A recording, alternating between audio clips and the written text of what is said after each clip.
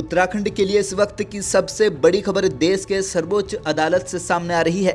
जी हां, राज्य के नैनीताल जिले के हल्द्वानी तहसील क्षेत्र के बहुचर्चित बनभलपुरा रेलवे भूमि अतिक्रमण मामले में सुप्रीम कोर्ट ने मंगलवार को अहम आदेश जारी करते हुए साफ कर दिया है कि रेलवे की जमीन का उपयोग किस तरह से होगा, यह तय करने का अधिकार रेलवे के पास ही रहेगा और इस भूमि पर अवैध रूप से कब्जा किए गए अतिक्रमण को हटाया जाएगा।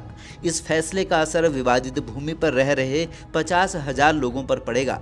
कोर्ट के फैसले के बाद अब वर्षों से चल रहे विवाद में नई दिशा मिलती दिखाई दे रही है। कोर्ट के फैसले के बाद अब वर्षों से चल रहे विवाद में नई दिशा मिलती दिखाई दे रही है। हालांकि अंतिम समाधान की प्रक्रिया अभी भी जारी रहेगी। सुप्रीम कोर्ट की पीठ ने सुनवाई के दौरान स्पष्ट किया है कि अपील करने वाले लोगों को यह अधिकार नहीं है कि वे उसी स्थान पर रहने की व्यवस्था की मांग करें, क्योंकि संबंधित भूमि रेलवे की संपत्ति है।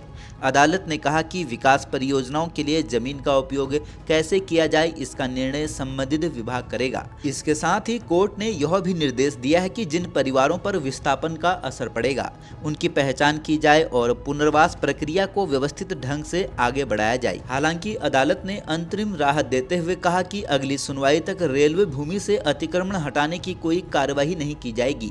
साथ ही यह भी स्पष्ट किया गया कि इस मामले में दी गई सुरक्षा को राज्य के अन्य अवैध कब्जों से नहीं जोड़ा जाएगा। सुनवाई के दौरान रेलवे और राज्य सरकार ने अदालत को बताया कि सामूहिक रूप से विस्थापित होने वाले परिवारों को 6 महीने तक प्रति माह 2,000 रुपए की आर्थिक सहायता दी जाएगी। कोर्ट ने निर्देश दिया कि रमजान के बाद 19 मार्च से क्षेत्र में विशेष कैंप लगाए जाएंगे, जहां प्रभावित लोग प्रधानमंत्री आवास योजना के तहत आवेदन कर सकेंगे।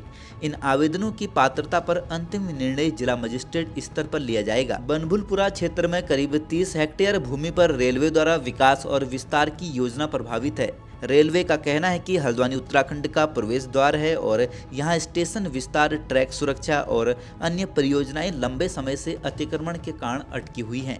दूसरी ओर स्थानीय निवासियों का दावा है कि कई परिवारों के पास भूमि से जुड़े दस्तावेज या पट्टे हैं, इसलिए उन्हें बिना वैकल्पिक व्यवस्था हटाना उचित नहीं होगा। राज्य सरकार ने अदालत में कहा कि जिन लोगों के पास वैध दस्तावेज होंगे, उनकी जमीन का मुआवजा देकर अधिग्रहण की प्रक्रिया अपनाई जाएगी। सरकारी पक्ष के अनुसार क्षेत्र में लगभग 5,000 से अधिक परिवार रहते हैं, जबकि याचिकाकर्ताओं का दावा है कि प्रभावित आबादी इससे कहीं ज्यादा है। इसी कारण मामला सामाजिक और प्रशासनिक दोनों स्तर पर बेहद संवेदनशील बना हुआ है। सुप्रीम कोर्ट ने मामले की अगली सुनवाई अप्रैल में तय की है। फिलहाल प्रशासन और रेलवे को प्रभावित परिवारों की पहचान, पुनर्वास प्रक्रिया और आवेदन कैंप की तैयारियों पर काम करने के निर्देश दिए गए हैं। बने रहिए पहाड़ से मैदान की हर खबर के लिए देवभूमि दर्शन के साथ।